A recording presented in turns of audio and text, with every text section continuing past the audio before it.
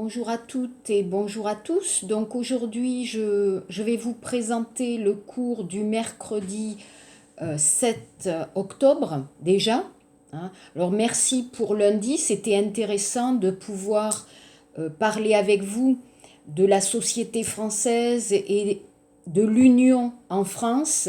Alors je voudrais répondre à Vincent qui m'a posé la question si on veut se marier à l'église, bien sûr, il est nécessaire d'être catholique. Quelqu'un qui n'est pas catholique et qui n'est pas baptisé ne pourra pas être marié à l'église, bien sûr, hein, c'est normal. Donc voilà, hein, je voulais répondre à Vincent. Et aussi, attention, quand je vous parle de la société française et du système en France, et quand je vous pose la question sur l'union libre, Dongo, hein, Dongoada, vivre en union libre, bien sûr, je respecte beaucoup la Corée, les Coréens, les Coréennes, et je comprends aussi, comment dire, je comprends que des Coréens, des Coréennes n'aiment pas cette idée de vivre ensemble et de ne pas se marier. Je peux comprendre cette idée, c'est normal, hein. Chaque pays a sa culture, son système social, donc c'est tout à fait normal, mais je pense que la Corée va changer, hein, naturellement, avec la globalisation, avec les problèmes du nombre d'enfants qui diminue. Vous allez voir, vous, hein, que la société coréenne va changer. Alors, est-ce que c'est bien, est-ce que ce n'est pas bien? Vous allez comprendre que il faut analyser toujours les situations et voir les côtés positifs et les côtés négatifs. De toute façon, il n'y a pas de société parfaite. Il n'y a pas de humain parfait. Donc il y aura toujours des problèmes avec la liberté, c'est bien, mais il y a le divorce. La maman travaille, c'est super, plus d'argent, mais les enfants vont être seuls.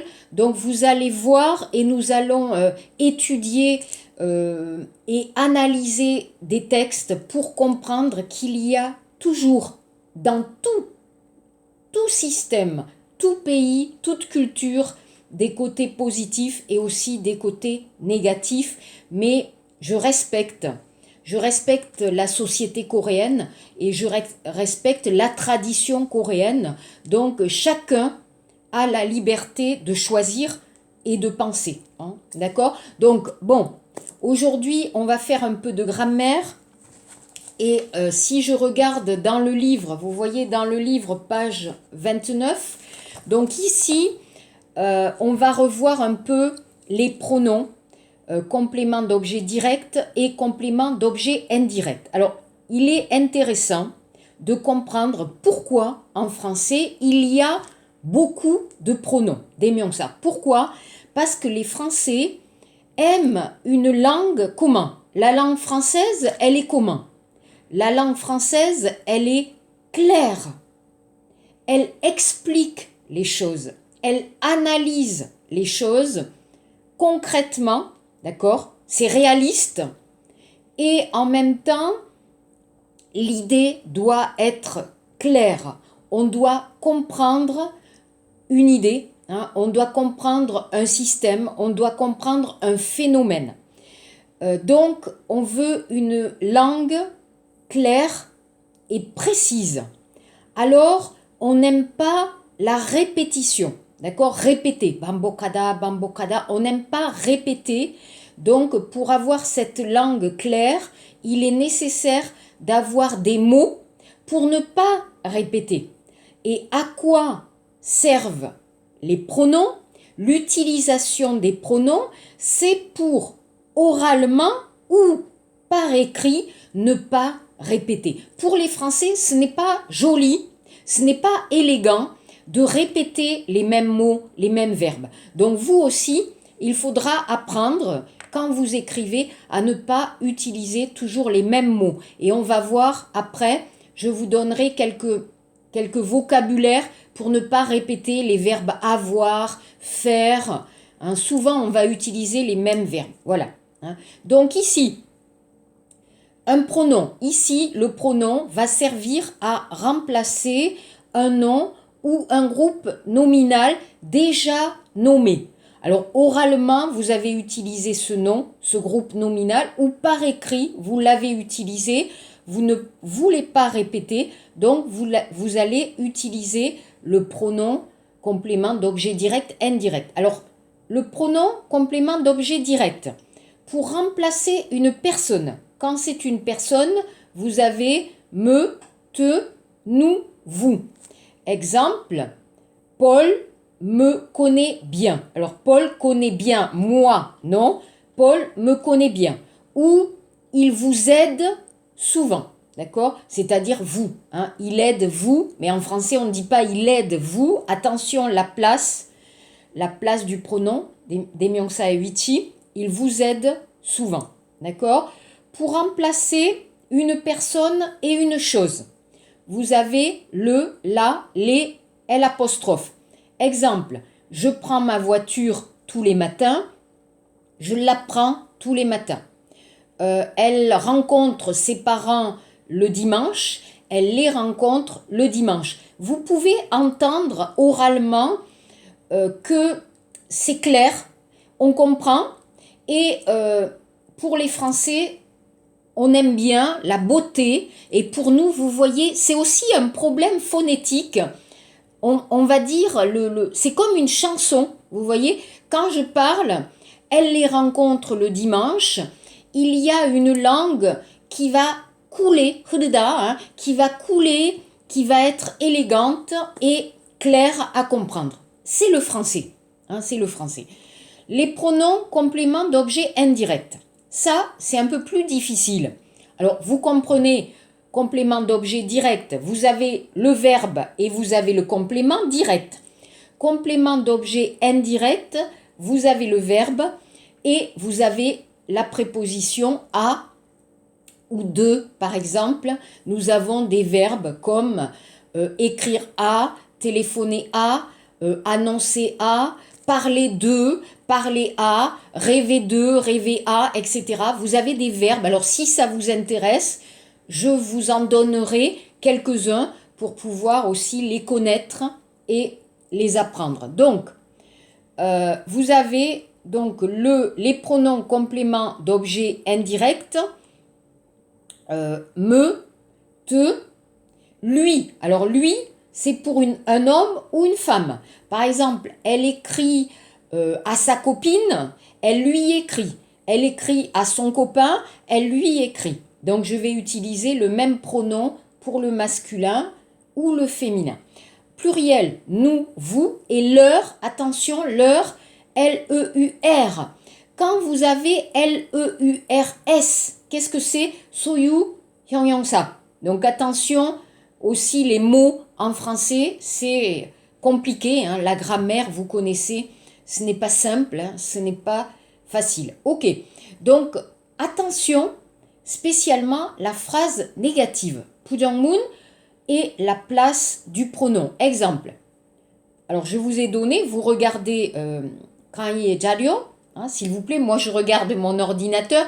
Aurélie n'achète pas cette jupe. Aurélie ne l'achète pas. Aurélie ne, L apostrophe, attention, la achète. Non, non, non. Ça, c'est une erreur grave, d'accord? Elle ne l'achète pas. Le problème, c'est le passé composé. Elle ne l'a pas acheté. Donc, elle ne l'a pas acheté, vous regardez le pronom. Quand le pronom 대명사 est placé avant le verbe, donc ça 앞에 대명사 있을 때, vous écrivez le masculin, le féminin ou le pluriel. Hein. Attention, l'accord avec les pronoms. Ça, c'est important et on va voir dans mon exercice de grammaire, ok, pour ce week-end. Autre exemple, Pierre n'écrit jamais à ses parents, il ne leur écrit jamais, il ne leur a jamais écrit. Alors là, il n'y a pas d'accord, hein, ici. D'accord? Parce que vous avez ici un complément d'objet indirect, donc il n'y a pas d'accord. Ok? C'est clair? Alors si vous avez des questions, bien sûr, vous me demandez, vous pouvez me poser les questions. Donc je voudrais qu'on regarde, je vous ai donné des PDF, d'accord? Et regardez la page, alors ici, hein, vous avez des PDF de grammaire, donc je voudrais qu'on regarde la page 105. Hein, 105. Alors, exemple, l'exercice 13, Pek au Peiji, non, Pek au Peiji, pardon, page 105, grammaire, l'exercice 13. Donc, pour savoir à quoi, à quelle personne correspond les pronoms. Je leur donne des informations sur le cours aux nouveaux étudiants. Je leur indique le chemin de la Tour Eiffel à des touristes. Je lui offre des fleurs à ma petite fille. Je lui achète des jouets. Alors, pardon, je lui offre des fleurs à ma fiancée. Hein, d'accord? Un fiancé, vous connaissez Yakon, hein, Hanen, hein, Yakon Hada, fiancé. Je lui achète des jouets à ma petite fille. Je leur téléphone souvent à mes parents. Je lui commande un café au serveur et je lui envoie le contrat au client. Regardez en bas, page 105, en bas, l'exercice 15. Il achète le journal, il ne le lit pas. Il allume la télévision, il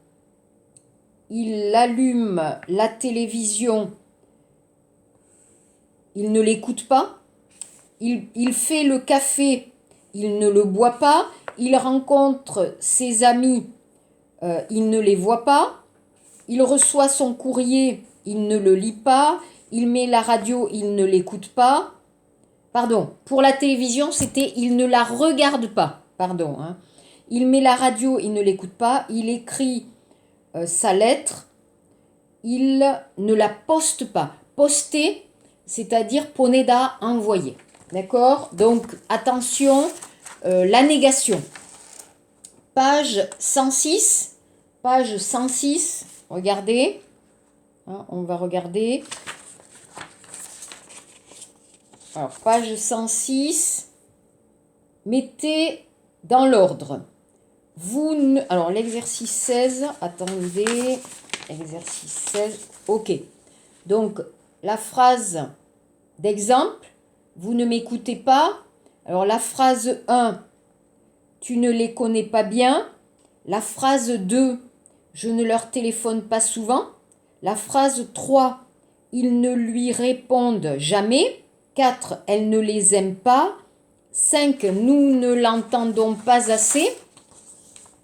6. Je ne vous parle pas. 7. Il ne nous comprend pas bien. D'accord? Pour l'exercice 17, alors ici, il faut faire la phrase. Alors l'exercice 17, je n'ai pas l'adresse de Paul, je ne lui écris pas. Stéphanie n'est pas sympa, je ne la contacte pas. Alors contacter, vous comprenez, téléphoner, envoyer un message. Hélène chante doucement, je ne l'entends pas. Thomas parle mal, je ne le comprends pas. 5. Elsa a oublié son portable, je ne lui téléphone pas. Je n'ai pas l'adresse de Max et Anna, je ne les invite pas. Et j'ai une mauvaise relation avec mes voisins, je ne leur parle pas. Hein. Donc vous avez ici le verbe à l'infinitif, il est simple de faire la phrase. Donc ça, c'était la page 106. Page 107. Alors, je vais ici un peu rapidement, hein, parce que c'est facile. Alors, vous pouvez à la maison faire ces exercices ou juste les écouter et les regarder. Hein, ok? Donc, l'exercice 1. Mettez dans l'ordre. Page 107. Pektil Peiji. L'avion, je ne le prends pas toujours. Les touristes, tu leur parles souvent. Ma sœur, elle part avec moi. Nos amis canadiens, nous allons chez eux. Le policier, il me demande mes papiers. Les guides, vous les remerciez beaucoup. Tous ces cadeaux, ils ne sont pas pour toi. Donc ici, vous avez plusieurs pronoms. Vous avez les pronoms compléments d'objet direct. Par exemple, l'avion, je ne le prends pas toujours. Donc prendre l'avion, c'est un pronom complément direct. COD. On va dire en français COD. Mais attention, les touristes, tu leur parles souvent. Parler à, donc complément d'objet indirect ou COI. Attention, la phrase 3. Ma sœur, elle part avec moi. Alors, avec, chez, sans, obchi, ça, ce sont les pronoms toniques. Quand c'est rien de ça, moi, toi, lui, elle, nous, vous, eux, elle. Alors, je vais vous donner un tableau avec tous les pronoms. Comme ça, vous gardez bien à la maison et vous pouvez revoir. Pokspada, vous pouvez réviser quand vous voulez. Ok, l'exercice 2. L'exercice 2. Donc, notre quartier, nous l'aimons et nos amis, nous les invitons souvent. 2. Mes copines, je les appelle et je vais au café avec elles. Donc, vous voyez, avec elle, pronom tonique. Quand c'est yang des miens ça. 3. La librairie, mes parents l'adorent. Ils ont beaucoup de livres chez eux. Ok, pronom tonique. 4. La serveuse, je lui dis bonjour. C'est le verbe dire bonjour à quelqu'un. Ok, et je la remercie. Remercier quelqu'un, direct. 5. Les voisins, on leur parle, parler à quelqu'un, mais on ne les connaît pas bien. 6. Le métro et le bus, on les a près de la maison. Donc, on a le bus et le métro près de la maison. Mais on les déteste. 7. Ma carte de transport, je l'ai toujours avec moi et je ne la prête pas. Attention, toujours, je répète aussi, quand vous avez un verbe qui commence par une voyelle ou un mot, un nom qui commence par une voyelle, n'oubliez surtout pas, c'est une erreur grave, n'oubliez pas l'apostrophe, L apostrophe, M apostrophe, etc. Ça, c'est très grave. Ok, donc page, ça c'est bon. Page 107.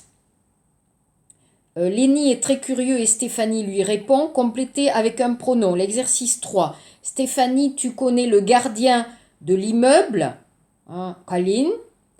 Non, Lénie, je ne le connais pas. Vous prenez le métro, ta sœur et toi. Non, nous ne le prenons pas souvent.